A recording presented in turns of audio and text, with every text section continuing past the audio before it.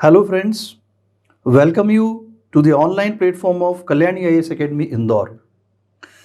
As you all know that here I am continuing with the series of Madhya Pradesh General Knowledge.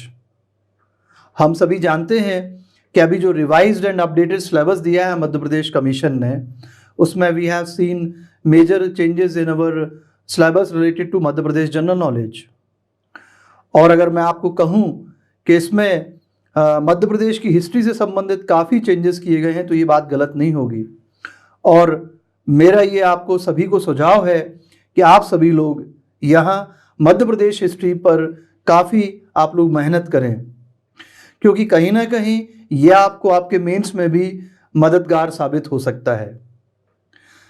अगर आप लोगों ने मेरा last lecture देखा है तो उसमें मैंने आपके साथ मौर्यन हिस्ट्री को जो है कंप्लीट किया था. I have discussed the Mauryan history of Madhya Pradesh in very detail. अब हम आगे बढ़ेंगे और अब हम देखेंगे कि पोस्ट मौर्यन फेज में ऐसे कौन कौन सी डायनेस्टीज आई. तो अभी मैं आपके साथ डिस्कस करूंगा कि what were the reasons behind the decline of the Mauryan empire. Mauryan empire खत्म होने के बाद we have seen various dynasties such as Shunga dynasty, Satavahana dynasty, Kushan dynasty, etc.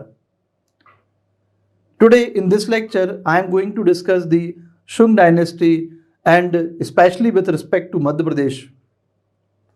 जैसे कि आप सभी जानते हैं कि हम लोग जो हमारी क्लासेस हैं उनको मध्य प्रदेश प्रीलिम्स के रेस्पेक्ट में यहाँ पर कंटिन्यू कर रहे हैं, रन कर रहे हैं. तो आइए हम लोग आज का लेक्चर शुरू करते हैं which is on the Shunga dynasty of Madhya Pradesh. My dear friends, सबसे पहले हम लोग डिस्कस करेंगे कि रीजंस क्या थे मौर्यन एम्पायर के डिक्लाइन होने के. तो आइए हम लोग देखते हैं पहले क्या रीजंस थे जिनके कारण हमको मौर्यन एम्पायर का डिक्लाइन देखने को मिलता है. अगर मैं आपसे बात करूं यहाँ पर तो ग्रीक्स का इन्वेजन हमको देखने को मिला था, और जो शुंग्स थे जिसमें कि हम लोग अभी पढ़ेंगे पुष्यमित्र शुंग के बारे में, इनके जो इन्वेजन्स हुए थे मौर्यंस पर, इन्होंने जो आक्रमण किए थे, ये एक काफ़ी बड़ा एक रीज़न हमको दिखाई दिया था. We know that the last ruler of Maurya was Brahadrat, and Brahadrat was killed by Pushyamitra Shung, and he established the Shung dynasty. Other than this, if we talk about the political system of Mauryans, तो जो letter जो हमने देखे थे, जो letter rulers थे, उनके time में जो एडमिनिस्ट्रेटिव सिस्टम था वो धीरे धीरे कोलैप्स होने लग गया था. The political instability was there.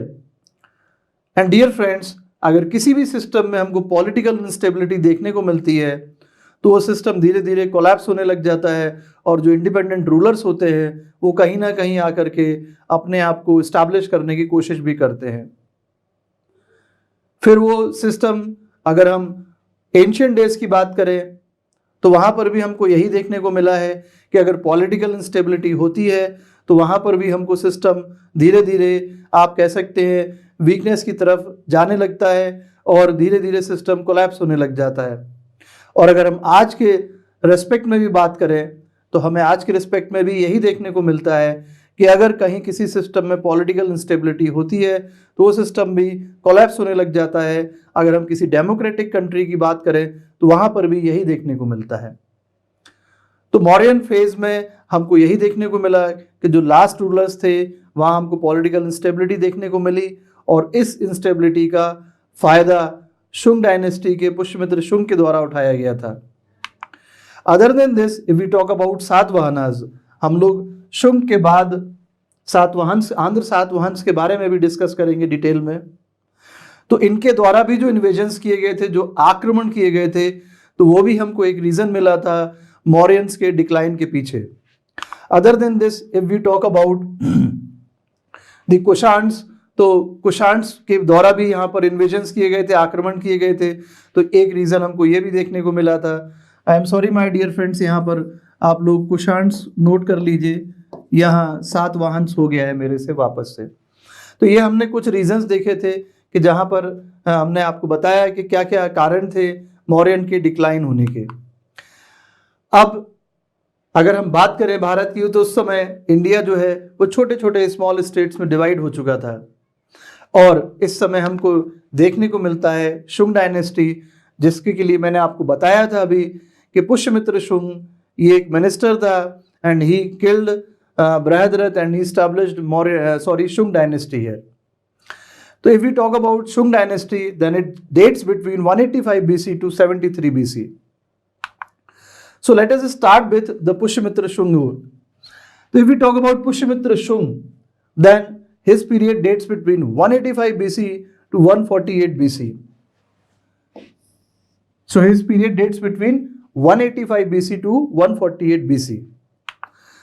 अब जब हम पुष्यमित्र के बारे में बात करेंगे तो हम ये भी देखें कि पुष्यमित्र के बारे में हमको किस जगह से क्या लिटरेरी सोर्सेज से हमको क्या जानकारी मिली। If I talk about Mahabhashya which is written by Patanjali, जैसा सभी जानते हैं Mahabhashya is written by Patanjali. तो पतंजलि के महाभाष्य से हमें शुंग के एडमिनिस्ट्रेशन के बारे में पता चलता है। So we come to know about the administration of Shunga from the Mahabhashya written by Patanjali. Other than this, if I talk about Gargi Samhita, अगर मैं गार्गी संहिता की बात करूं, so from Gargi Samhita we come to know about the Greek invasions during the period of Pushyamitra Shunga. तो यहां हमें मालूम पड़ता है कि टू ग्रीक इन्वेजन्स हुए थे during the reign of Pushyamitra Shunga. Other than this, if I talk about the Malavikagnimitra which is written by Kalidasa, बहुत फेमस बुक है ये Malavikagnimitra which is written by Kalidasa.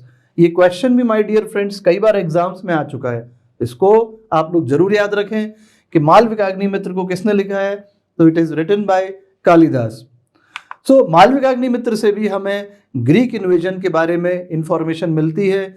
So I have told you that we have seen 2 Greek invasions during the period of Pushyamitra Shunga. So moving ahead, जैसा कि हम लोग यहाँ पर Shunga empire के बारे में डिस्कस कर रहे हैं, so I have shown you this Shunga empire in the map of India. अभी इसके बाद हम लोग सातवाहन एम्पायर के बारे में भी डिस्कस करेंगे, तो इस मैप में भी आप इस शुंग एम्पायर को देख सकते हैं। So this is the location of the Shunga dynasty.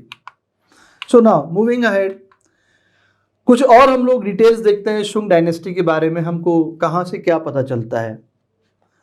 तो वैसे तो हमें शुंग डायनेस्टी के ओरिजिनेशन के बारे में कुछ ठोस एविडेंसेस हमें नहीं मिलते हैं। We do not have clear information about the origination of Shunga dynasty.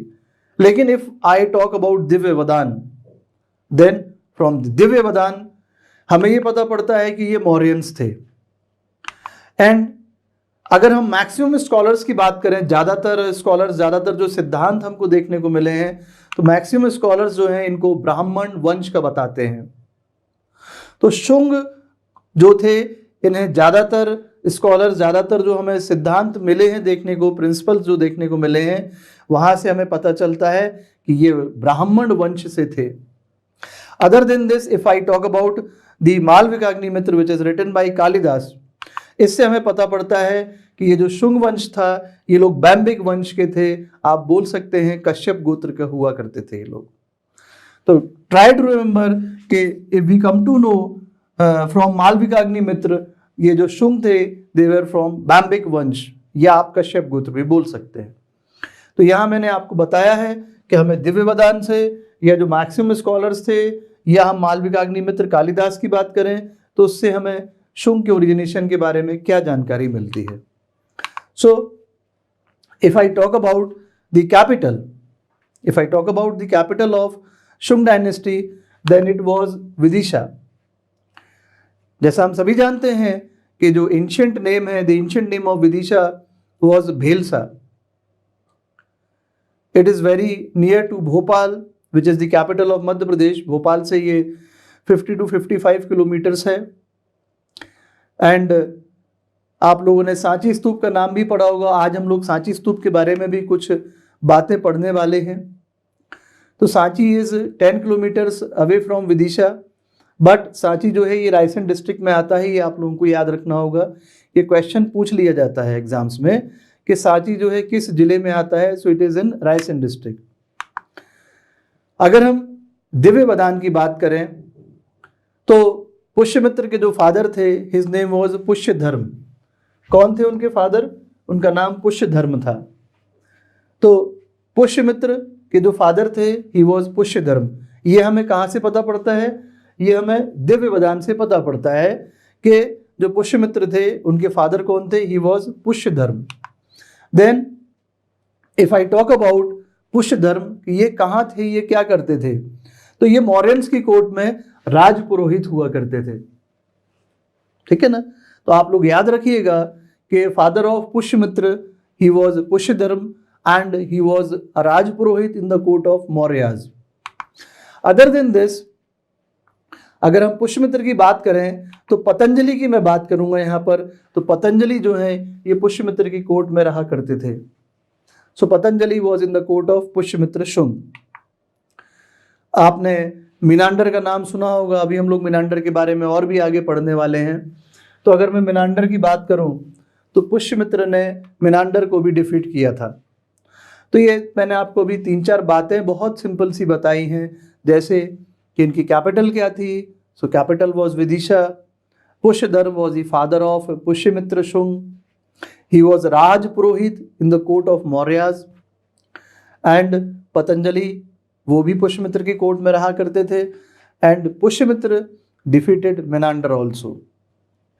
So now moving ahead, मैं अब आपके साथ विदर्भा वॉर को डिस्कस करने वाला हूं। अब जब हम विदर्भा वॉर की बात करेंगे तो पहला क्वेश्चन हमारे दिमाग में ये उठता है कि ये वॉर किस किस के बीच में हुआ था, इसके पीछे रीजन क्या था, ये वॉर क्यों हुआ होगा। तो अगर हम बात करें तो विदर्भा का वॉर जो है ये पुष्यमित्र और यज्ञसेन के बीच में हुआ था। किस किस के बीच में हुआ था? पुष्यमित्र और यज्ञसेन के बीच में ये वॉर हमको देखने को मिला था। अब हम बात करते हैं रीजन क्या था। तो यहां हम बात कर रहे हैं माधव सेन नाम के व्यक्ति की। तो माधव सेन जो है he was going to Vidisha, ये विदिशा जा रहा था अग्निमित्र से मिलने के लिए। Madhav Sen he was friend of Agnimitra and Agnimitra he was the son of Pushyamitra Shunga. So Madhav Sen was going to meet Agnimitra to Vidisha, और रास्ते में ही यज्ञसेन ने माधव सेन को अरेस्ट कर लिया था। अग्निमित्र के कई बार रिक्वेस्ट करने पर भी माधव सेन को इसने रिलीज नहीं किया था। सो अग्निमित्र जो था पुष्यमित्र का बेटा था, he took permission from his father and he attacked Vidarbha, और इसने अटैक किया और यज्ञसेन को इसने डिफीट कर दिया, हरा दिया। अब ये जो विदर्भा का रीजन था, ये जो रीजन था, it was divided between Agnimitra and Madhav Sen. So this was about the war of Vidarbha. तो यहां आपको याद रखना होगा विदर्भा जो वॉर था it was between Pushyamitra and Yajnasena. यहां अग्निमित्र जो है ये खुद ही गया था, जो कि पुष्यमित्र शुंग का बेटा था। He went to Vidarbha, he defeated Yajnasena, और रीजन मैंने आपको बताया था कि Madhav Sen he was going to Vidisha to meet Agnimitra, he was arrested by Yajnasen. तो इसी कारण से अग्निमित्र ने विदर्भा पर अटैक किया था और यज्ञसेन को डिफीट कर दिया था। So this was what the war of Vidarbha between Pushyamitra Shunga and Yajnasena. So now moving ahead, जैसा कि मैंने आपको भी बताया था कि हमें 2 ग्रीक इन्वेजन्स देखने को मिले थे। तो अगर मैं फर्स्ट ग्रीक इन्वेजन की बात करूं तो जब पुष्यमित्र शुंग ने पावर्स एज्यूम किए थे, when he assumed the powers at that time, अगर मैं पाटलिपुत्र की बात करूं तो वहां पर अराजकता का माहौल था, वहां एनार्की प्रिवलेंट हमको देखने को मिली थी। एनार्की वाज प्रिवलेंट इन पाटलिपुत्र, और इसी एनार्किकल कंडीशन का फायदा किसने उठाया था?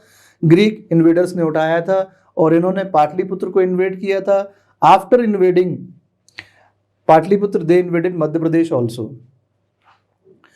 तो अगर मैं बात करूं कुछ स्कॉलर्स की, तो कुछ स्कॉलर्स ने ऐसा कहा था कि ही वॉज डेमेट्रियस। क्या बताया था उन्होंने? ग्रीक इन्वेडर का नाम क्या बताया था?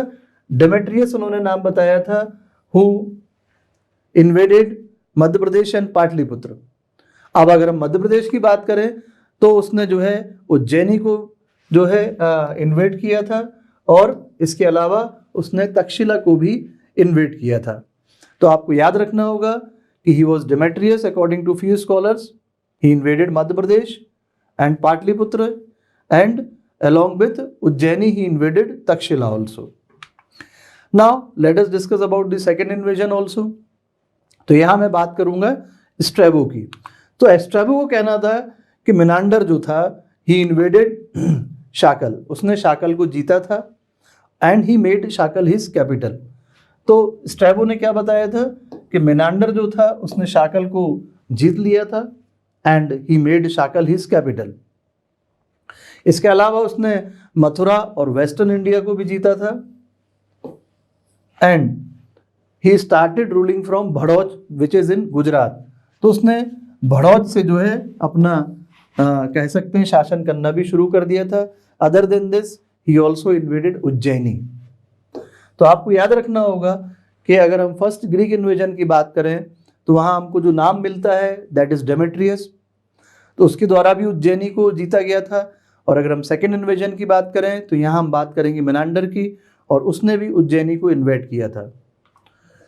नाउ अगर हम एनन घोष की बात करें तो उनका कहना है कि 2 ग्रीक इन्वेजन हुए थे during the period of Pushyamitra Shunga. पहला उसका जो हमें इन्वेजन देखने को मिला था, first Greek invasion, it was in initial period of administration, and second invasion it was in the last period of his life. तो ये जो सेकेंड इन्वेजन था हम लोग पहले भी देख चुके हैं, it was led by Menander who got defeated इन पाटलिपुत्र। तो ये मैंने आपको दोनों इन्वेजन्स के बारे में बताया है। तो यहाँ पर ये एक डिस्प्यूटेड फैक्ट है कि कितनी बार जो है ग्रीक्स के द्वारा पुष्यमित्र शुंग के समय में इन्वेजन्स किए गए थे, लेकिन ये बात तय है कि पुष्यमित्र शुंग ने इन ग्रीक इन्वेडर्स को भारत की सीमाओं से बाहर खदेड़ दिया था। It is clear that Pushyamitra Shunga expelled these Greek invaders from the territories of India. तो हम कह सकते हैं कि पुष्यमित्र शुंग एक पावरफुल रूलर हुआ। Now if I talk about Lama Taranath, तो यहाँ इनका कहना था कि Pushyamitra killed many Buddhist and he destroyed many stupas and viharas also। Lama Taranath का कहना था कि पुष्यमित्र शुंग ने कई बुद्धिस्ट को मारा था, और जो उनके स्तूप और जो विहार हुआ करते थे, मोनेस्ट्रीज हुआ करती थी, उनको भारी मात्रा में इसके द्वारा डिस्ट्रॉय भी किया गया था। अब अगर मैं आपसे रीज़न की बात करूं कि क्या रीज़न था पुष्यमित्र शुंग ने इतनी भारी मात्रा में इन मोनेस्ट्रीज को, स्तूप्स और विहार्स को डिस्ट्रॉय किया था, तो यहाँ जो बुद्धिस्ट जो संघ हुआ करते थे ये पॉलिटिकल सेंटर्स बन चुके थे उस समय। तो पुष्यमित्र शुंग का जो उद्देश्य था, जो पर्पस था, वो ये नहीं था कि ये जो पूरा का पूरा बुद्धिस्ट रिलीजियन है मैं इसको डिस्ट्रॉय कर दूं। No, it was not his purpose, whole sole purpose. But ये जो बुद्धिस्ट जो संघ थे, ये जो पॉलिटिकल सेंटर्स बनने लग गए थे, तो ये बात पुष्यमित्र शुंग को पसंद नहीं आ रही थी।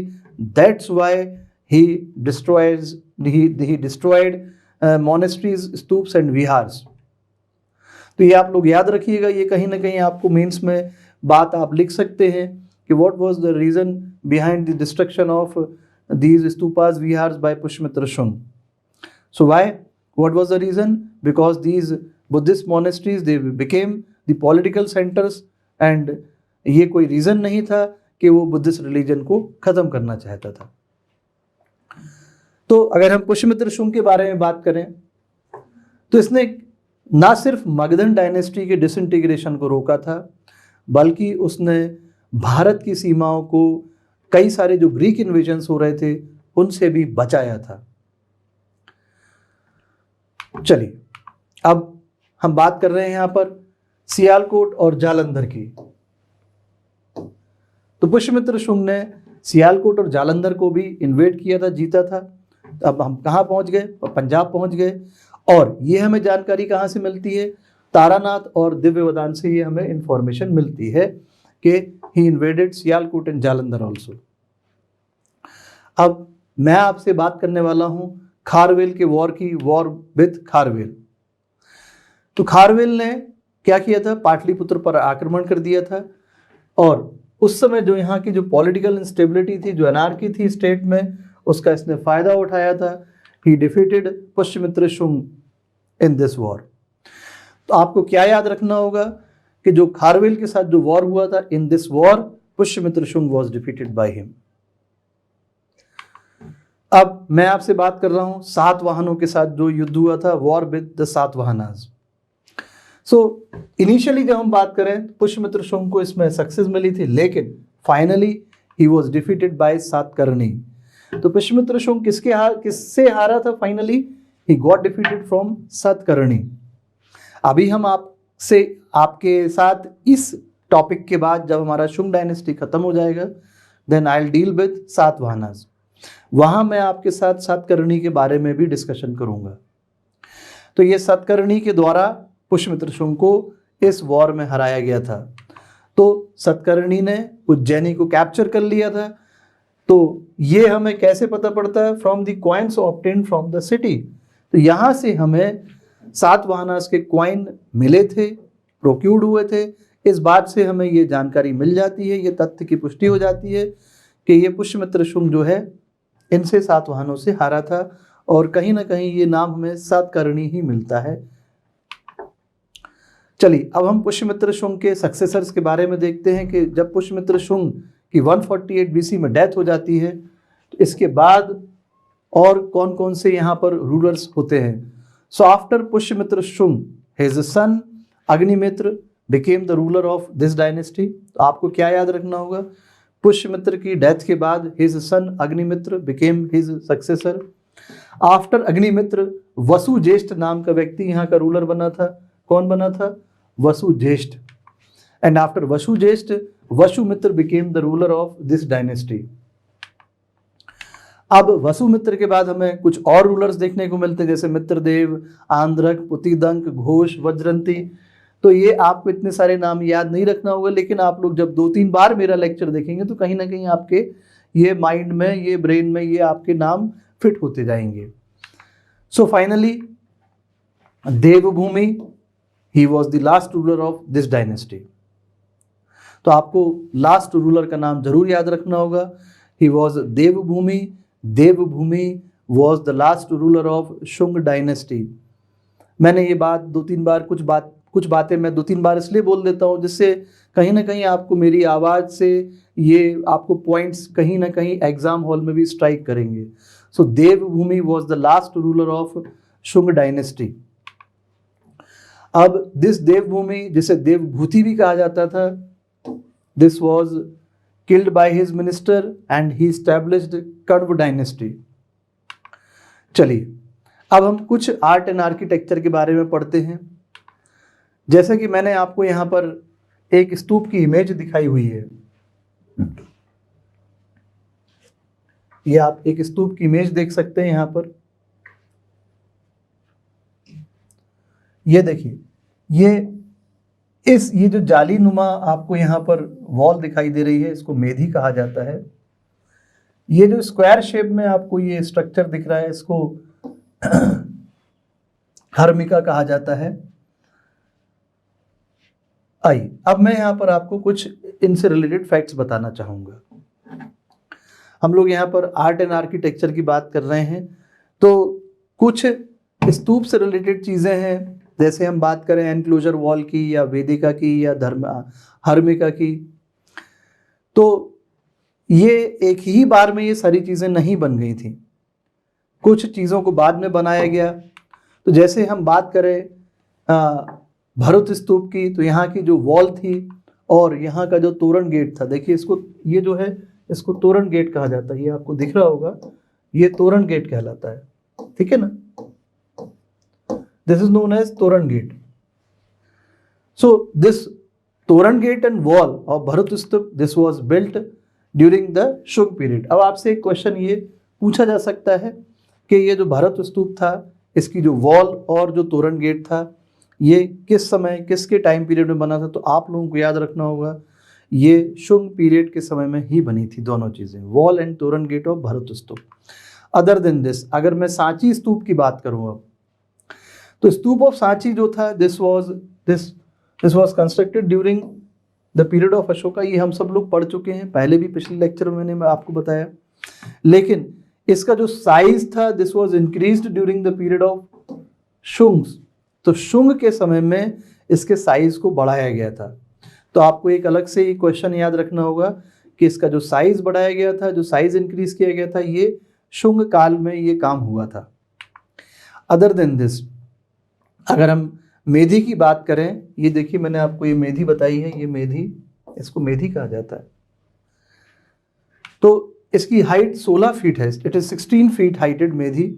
ये पेडेस्ट्रियन पाथ होता है, अगर आपको स्तूप के चारों तरफ सर्कुलर पाथ में चलना है तो ये मेधी के आसपास आप चलते हैं। तो ये 16 feet heighted Medhi, this was constructed around it. अब एक स्क्वायर शेप वेदिका, ये मैंने आपको बताया, यहाँ पर वेदिका जो है इसको स्टोन रेलिंग कहते हैं। दिस वाज एस्टैब्लिश्ड ऑन स्तूप। हर्मिक, जो कि स्क्वायर शेप्ड बालकनी होती है, ये एक डेकोरेटिव फॉर्म में इसको बनाया जाता है, इसको भी बनाया गया था। और तोरन्स जो हैं ये भी स्टैब्लिश किए गए थे इसके स्तूप के चारों तरफ। तो आपको याद रखना होगा वेदिका, हर्मिका, तोरण गेट्स जो हैं ये सब शुंग काल में ही सांची स्तूप के आसपास बनाए गए थे। अब मैं आपसे बात कर रहा हूँ हेलियोडोरस पिलर की, बहुत इंपॉर्टेंट है माय डियर फ्रेंड्स, आप लोग इसको जरूर बहुत अच्छे से पढ़ के याद करके जाइएगा। अब देखिए हेलियोडोरस पिलर को खाम बाबा भी कहा जाता है, आपको पहली बात याद रखना होगा। So it was erected by Greek Heliodorus, ठीक है ना। तो ये एक एम्बेसडर था, ये तक्षशिला आज के पाकिस्तान से ये आया था, 140 BC की बात कर रहा हूं मैं यहाँ पर। ये देखिए ये हेलियोडोरस पिलर है बेसनगर विदिशा में ना। ये वासुदेव विष्णु को डेडिकेटेड है। इसकी हाइट जो है इट इज 6 मीटर्स टॉल, आपको याद रखना होगा it is 6 metres tall. And ये जो पिलर है, जो हेलियोडोरस था उसने जब वैष्णविज्म को, वैष्णव धर्म को अपनाया था, उसी को ये इंगित करता है, उसी को ये इंडिकेट करता है। तो Heliodorus was an ambassador of Antialcidas, आपको याद रखना होगा ये किसका एम्बेसडर था, he was an ambassador of Antialcidas, ये ग्रीक किंग था, तक्षशिला आज पाकिस्तान में है ये।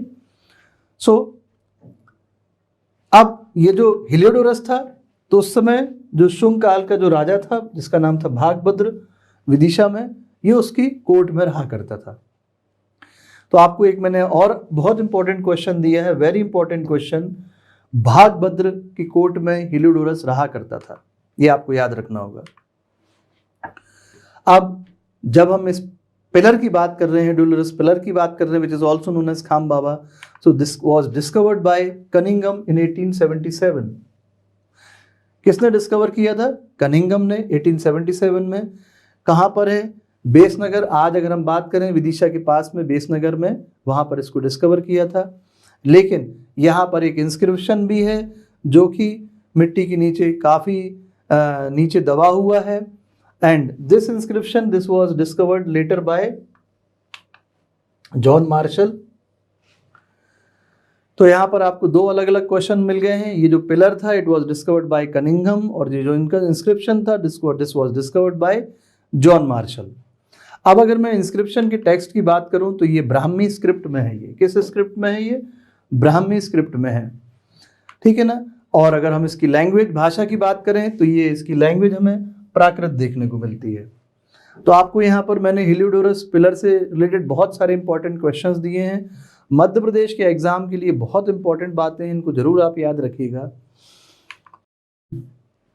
My dear friends, this was my lecture on Shunga dynasty of Madhya प्रदेश।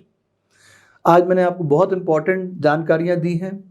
आशा है आप लोग हमारी सीरीज देख रहे होंगे और आपको हमारी सीरीज पसंद भी आ रही होगी। आप लोग हमारे चैनल को शेयर और सब्सक्राइब करना ना भूलें। आपके जो दोस्त हैं जो घरों में पढ़ रहे हैं उनको हमारे चैनल के बारे में अवश्य जानकारी दें। हमारी सीरीज़ के बारे में बताएं और आप लोगों को अपने घरों में सुरक्षित रहते हुए आप अपनी पढ़ाई जारी रखना है। अगले लेक्चर अगले वीडियो में मिलेंगे, तब तक के लिए सी यू, टाटा, बाय बाय।